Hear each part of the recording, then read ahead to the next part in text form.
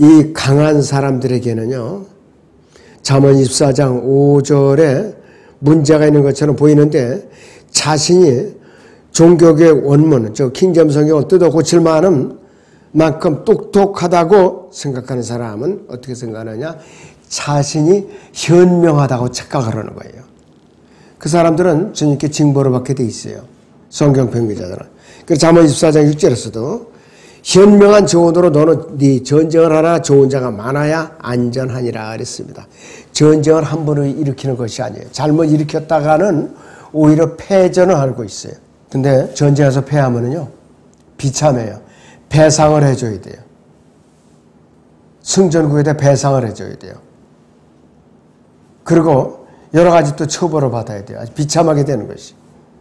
근데 전쟁을 할 경우에는 심사숙고해서 조언을 듣고 또 철저하게 준비를 하고 하나님께 기도를 해야 되는 거예요. 그래서 여기서 현명한 조언을요, AS, 아메리칸 스탠다드 버전, 미국 표준역본은 1901년에 나온 것인데, 현명한 조언을 갖다 현명한 인도, 이렇게 바꿔버렸어요. 전투에서 전쟁을 인도하는 사람은 전장에 파견된 장교인데, 여기서 조언자는 전쟁을 어떻게 수행해야 되는지를 충고하는 사람들이에요. 충고하는 사람들은. 그랬더니 군대에서도 작전 참모, 정보 참모가 굉장히 중요한 사람들이에요. 대개 이 군단급 같은 데 작전 참모들이 별을 다는 자리에 되게. 그 사람들이 작전 계획을 세우고 사령관에게 조언을 하고 작전을 수행한다 이것이에요. 자, 그래서 아무것도 조언하지 않는 사람들은 어떻게 하느냐? 조언자가 아니라 거짓말쟁이죠. 그래서 이 잠언 24장 6절에서는 네 전쟁을 하라 이 말이 킹제임스 성경에서는 Thou shalt make thy war라고 했어요. 그런데 변기된 성경은 어떻게 되냐? The guides shall make war 그렇게 되어 있죠. 안내자들로 전쟁을 하라 이렇게 되어 있지 않다 이거예요. 잠언 24장 7절에서는 지혜는 너무 높아서 어리석은 자가 미치지 못하나니 그는 성문에서 자기 입을 열지 못하느니라 말씀하고 있어요. 그 성문은 장로들과 재판관들이 공식적인 임무를 수행하고 공개적인 협정을 맺기 위해 모이는 곳이니까 굉장히 위치가 높죠. 성문 위에 앉아서니까. 그렇기 때문에 어리석은 자는 이러한 성문에 앉아서 자기 입을 열 수가 없어요. 왜? 그에게는 지혜가 너무 높기 때문에 자경비달이에요. 자경비달. 그 다음에 잠언 24장 8절에서 14절 같이 봅니다. 성경. 악을 행하기를 꾀하는 자는 교활한 자라고 불리리라. 어리석은 생각은 죄요 조롱하는 자는 사람들에게 가증하니라. 네가 역경에 따라 낙담하면 네 힘은 미약해지느니라. 만일 죽음으로 끌려가는 자들과 살해될 자들을 구해주는 것을 삼가하고 말하기를 보라. 우리가 그것을 알지 못하였다 할지라도 마음을 감찰하시는 분이 어찌 주시하지 못하겠으며 내 혼을 지키시는 분이 어찌 그것을 알지 못하겠느냐. 그분께서 각자의 행위에 따라 부응하지 않으시겠느냐. 내 아들아 너는 꿀을 먹어라. 그것이 좋기 때문이라. 벌집을 먹어라. 그것이 내 입에 타니라. 지혜의 지식이 내 혼에 그렇게 좋으리니 네가 그것을 얻으면 그때에는 상이 있을 것이며 너희 기대가 끊어지지 않을 것이니라. 오 악한 사람들아, 오 악한 사람아, 의로운 자의 처소를 쓰러뜨리려고 숨어 기다리지 말며 그의 쉬는 곳을 해치지 말라 그랬습니다. 그래서 8절에서 14절의 주제는 역경의 날을 대처하는 성경적인 자세입니다. 역경의 날을 대처하는 성경적인 자세예요. 그 잠언 24장 8절은 24장 2절과 이제 조화를 이루고 성경 여러 곳에 나옵니다. 그리고 잠언 24장 9절에서 어리석은 생각은 죄요 조롱하는 자는 사람들에게 가증하니라 그랬습니다. 경고라는 것이죠. 잠언 14장 12절이나 20장 14절, 21장 4절, 23장 7절과 같은 이 구절 중 하나가 이제 등장하는데, 학자들은요, 한두 번쯤은 어리석은 성경을 해본 적이 있기 때문에 모두 이 끔찍한 구절을 피하려고 그래요. 그러니까는 변개시키려고 애를 쓰고 있는 것이에요. 그렇기 때문에 잠언 24장 9절에서는 주제가 뭔가? 죄예요, 죄 바로. 자, 그리고 후반부에서요, 조롱하는 자가 주제가 나와요. 조롱하는 자는 사람들에게 가증하니라고 했어요. 전반부에서는 이제 죄가 주제고, 그러니까 상반절은 죄가 주제고 후반절은 조롱하는 자가 주제이죠. 자, 그렇기 때문에 성령께 주시는 찔림을 훌륭하게 막아는 것인데, 문장 구조는 소술문이며 문법 교육을 받지 않아도 어리석은 생각은 주어이고 죄요, 이것은 술부라고 그랬어요. 자, 죄가 되고 불순하고 이기적이고 불순하고 세상적인 죄들은 다 죄에 해당된다. 죄. 자, 그리고 잠언 24장 10절을 12절을 또 같이 봅니다. 네가 역경의 날에 낙담하면 네 힘은 미약해지느냐. 이게 낙담하면 안 돼요. 만일 죽음으로 끌려가는 자들과 살해될 자들을 구해주는 것을 삼가하고 말하기를 보라 우리가 그것을 하지 못하였다 할지라도 마음을 감찰하시는 분이 어찌 주시하지 못하겠으며 네 혼을 지키시는 분이 어찌 그것을 알지 못하시겠느냐. 그분께서 각자의 행위에 따라 부응하지 않으시겠느냐고 말씀하고 있죠. 그래서 이 세 구절은 혼을 이겨오는 것과 관련된 구절들로 복음을 전하는 데도 우리가 인용할 수가 있는 좋은 구절들이에요.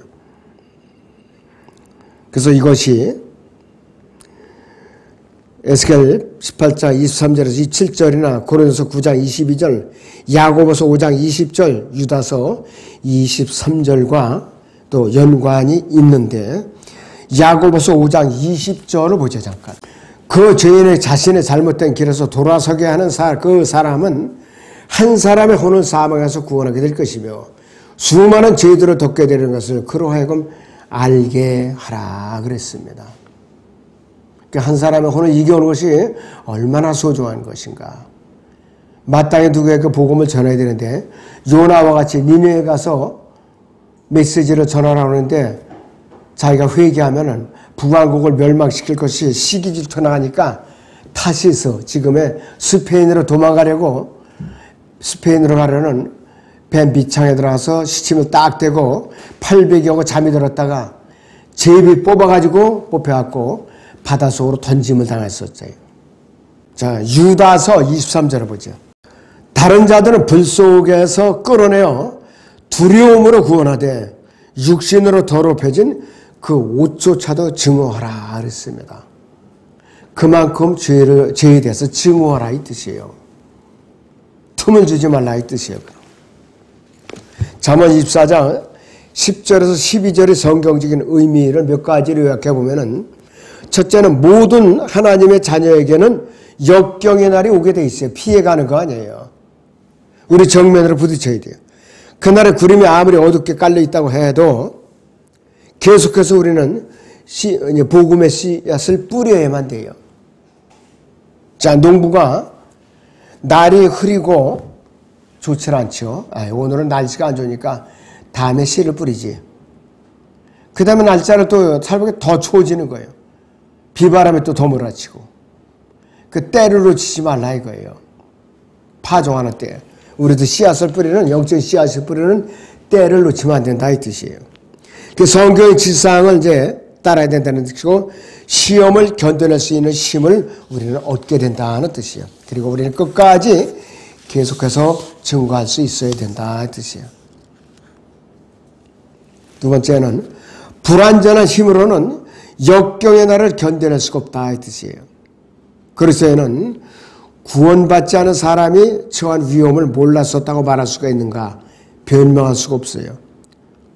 그래서 세 번째는 그리스도인에게는 구원할 힘이 있죠. 우리는 주님께서 주신 성령의 능력을 힘입어서 전하는 것이죠.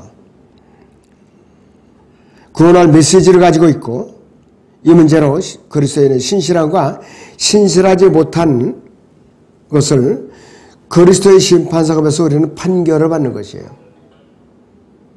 우리의 혼을 지키고 우리의 마음을 살피시는 그분께서는 우리의 행위에 따라서 우리에게 갚으실 것이라. 그렇다면 그리스도의 심판서에서 5가지 멸류관이 있어요.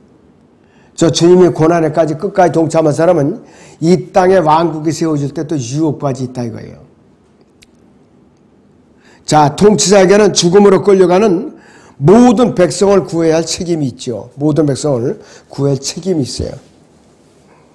그 한 나라가 패전해갖고 사람들이 다 포로로 됐다 그러면은 국왕이나 대통령이나 총독이나 총리가 막강한 책임이 있는 거예요.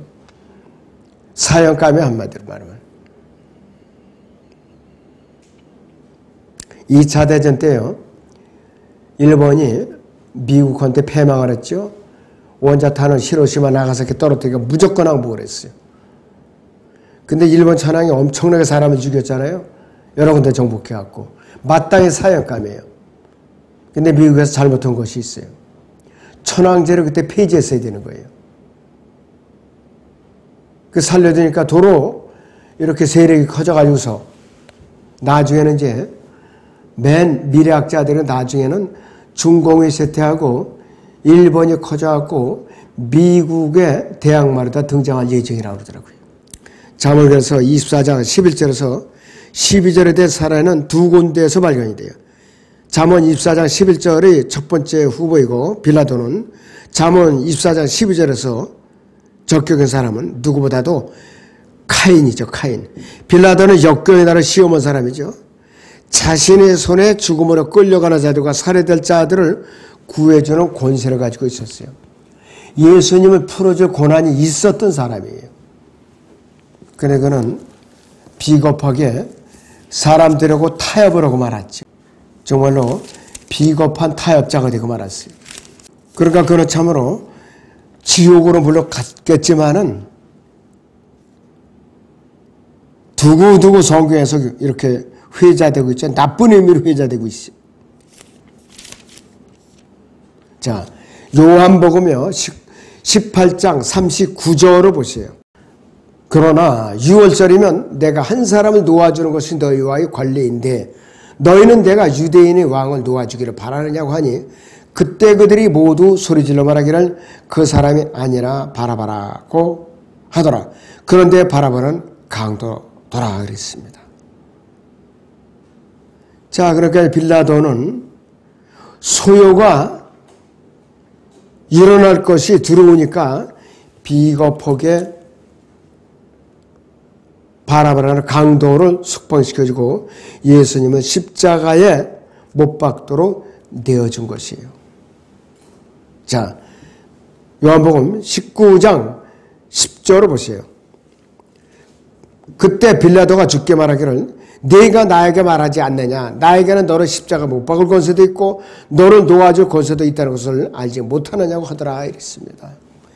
이런 막강한 권세도 있는 불구하고 빌라도가 비굴하게 하나님을 대적한 편에 서버린 거예요. 그리고 나서 빌라도는 소식이 없어요. 본국으로 이제 갔는데 그 후로는 아무 소식이 없어요. 말년이 좋지 않았다는 거죠, 바로. 사람의 마음을 감찰하시는 분께서 카인의 무게를 달아보셨죠. 벨사살의 무게를 달아보셨죠. 그에게 부족함이 발견됐다 이것이에요. 창세기 4장 5절을 봅니다. 카인과 그의 재물을 받지 아니었더라. 그러므로 카인이 몹시 경노하고 안식이 변하더라. 주께서 카인에게 말씀하시기를 네가 어찌 경노하느냐 어찌 네 안식이 변하느냐 네가 바르게 행하면 받아들여지지 않겠느냐 네가 바르게 행하지 아니하면 죄가 문 앞에 엎드러지느니라. 죄의 욕망이 네게 있으니 너는 죄를 다스릴지니라 하시니라. 카인이 그의 아우 아벨과 이야기하기더라. 그들이 들에 있을 때 카인이 그의 아우 아벨에게 달려들어 그를 죽이니라. 주께서 카인에게 말씀하시기를 네 아우 아벨이 어디 있느냐 하시니 그가 말하기를 나는 모르나이다. 내가 내 아들 아우를 지키는 자니까 하니 주께서 말씀하시기를 네가 무엇을 하였느냐 네 아우의 핏소리가 땅에서부터 내게 부르짖느니라 이렇게 말하고 있어요. 그러니까 주님의 공의의 저울에 달아봤을 때 함량 비달이라 이것이요. 그래서 벨사살도 보죠. 다니엘서 5장을 봅니다. 5장 25절에서 28절을 봅니다. 기록된 글은 이것이니 메네멘의 데켈 우파르시니라. 그것의 해석은 이러하니 메네는 하나님께서 왕의 왕국을 헤아려서 그것을 끝내셨다 하며 테켈은 왕을 저울에 달았더니 부족함이 나타났다 하며 페르스는 왕의 왕국이 나뉘어서 메디인들과 페르시아인들에게 주어진다 함이다 하더라. 그러자 벨사살에 명하였으니 그들이 다니엘에게 주홍색으로 옷 입히고 목에 금고리를 걸어 주며 그에 관하여 선포하기를 그가 왕국의 셋째 치리자가 되어야 한다고 하였더라. 그날 밤 칼데아인들이 왕 벨사살의 죽임을 당하고 메디아인 다리오가 그 왕국을 취하니 약 62세였더라. 그렇게 말을 하고 있습니다. 자, 오늘은 여기서 마치겠습니다.